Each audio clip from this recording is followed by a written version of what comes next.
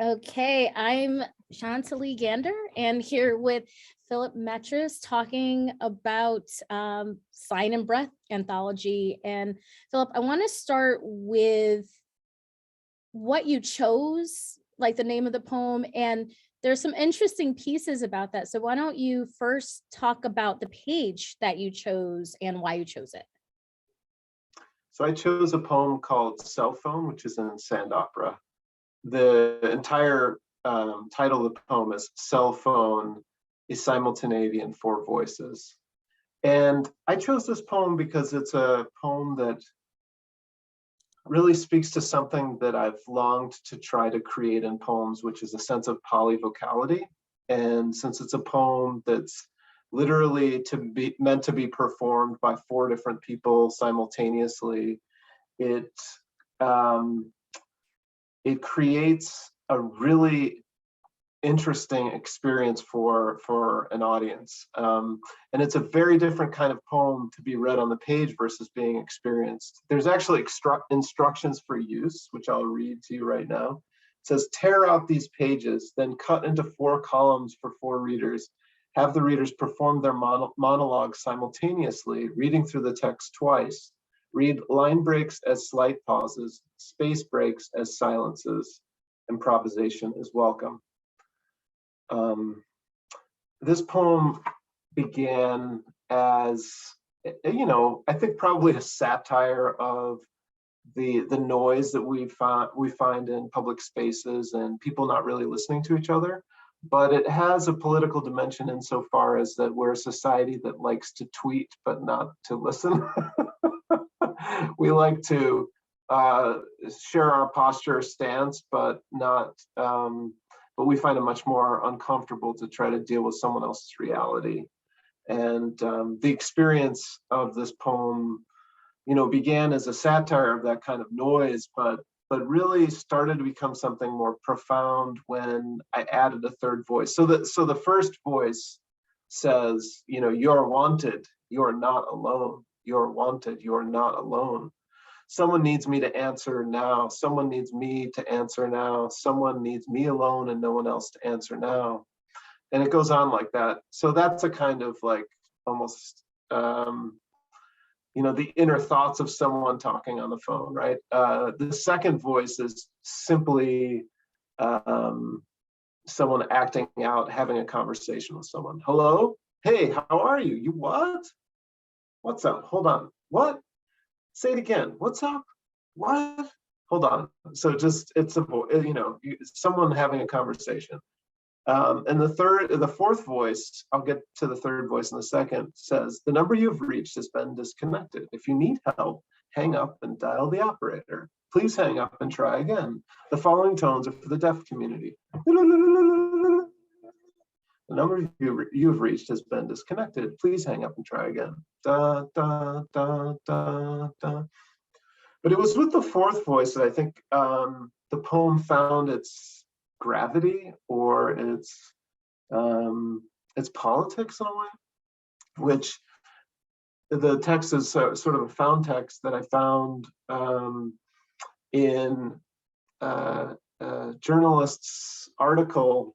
I think it was the New York Times, but it was sort of a buried piece in the New York Times about the time a journalist went to the Guantanamo Bay prison. And one of the prisoners asked the journalist to send a message home to his wife, with whom he could not communicate, apparently. Please pass this on to my wife. Tell her it's time for her to move on. I will never leave Guantanamo. She must understand I'm not abandoning her, that I love her, but she must move on with her life. She's getting older, but I will never leave Guantanamo, that I love her, but she must move on with her life. And so what began as a sort of satire send-up of the noisiness of our public spaces and our inability to listen to each other sort of veered into this sort of theme and subject of this book, which is about how there's really horrible things happening in our world, and yet we were constantly distracted by all the things going around us, so we don't necessarily we're not present to them, we can't hear them. Literally, we can't hear them. So I chose this partly because of the way in which this poem is trying to interrogate the monological aspects of a lyric, and also to surprise us with the kinds of noise that we encounter in daily life inside the kind of format of a poem. And I do apologize. I'm in a borrowed space right now, so the lights just went out and I don't know why. So it's interesting because as you were talking about our inability to hear each other, I would also argue there's an inability for us to hear ourselves too, as well in this like cacophony, right? That's a wonderful thing to say, and often in the performance of it, just to skip to another question you're going to ask, Yeah. I often just find three people at a reading to perform it with me rather than kind of prompt them in advance. And one of the things that's always a challenge for people to read the poem as a simultaneity is that they often stop because it's hard to try to speak at the same time that other people are speaking. Yes. And so I say, just listen to your, just perform your piece and try not to be overwhelmed by it. But what you're saying is really powerful. And of course, one of the reasons why we go to poetry is that it is often that still small silent voice that that we can kind of hear ourselves better through, for sure. It's interesting too, because this is my other question for you. Did you, when you constructed this or when you composed it, did you have performance in mind, or did it just come to you? And you did mention it started off as a satire and then ended and landed in this other place. Can you talk a little bit about that and whether or not in general with your work, because I often have a little backstory in that with you on Facebook, you ask these really good questions that also are lending themselves to composing essays about poetics, right? And different aspects. Do you often, like, how do you compose? Are you composing with a certain orality in mind? Does it begin that way, or how does it find its way into your work? I conceived of this piece as a script that was meant to be performed. I noticed that in the process of putting it in the book that I had some hesitancy about that because there's a tension sometimes between the oral and the literary or the literate. But I embraced it instead of like, saying, oh, well, this isn't quite a poem. I said, well, why can't it be a poem? Let's expand for myself, force myself to expand my notion of what a poem is and what it can do, and to enter into this more performative sense of what a poem is about. And so, I mean, one of the questions you're asking is sort of about the relationship between those two things. I would say that certainly all the poems that I write, I'm trying to listen to those poems, each poem's individual music, its architecture of sound. But this one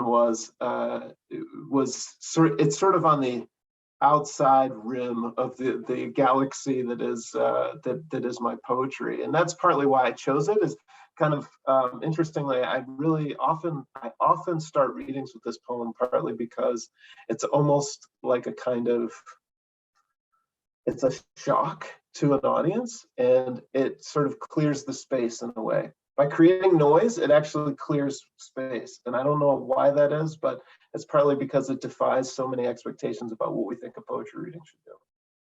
I love that.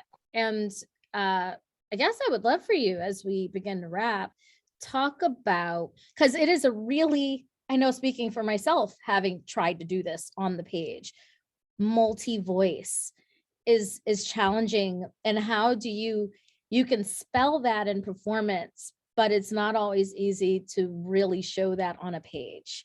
In terms of structure, it's incredibly difficult. What is your perhaps advice, or like, especially for poets who are already, out in the world doing their poetics, how can they expand and play with voice a bit, especially in the ways that you have? Like, speak to that.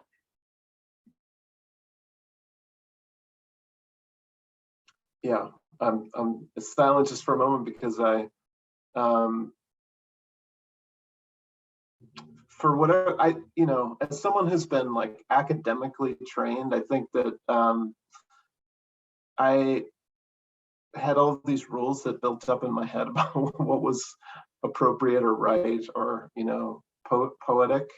But I'm very grateful that I got exposed to the avant-garde traditions that that put constantly are pushing the boundaries of what we consider the poetic or what we consider possible for poetry.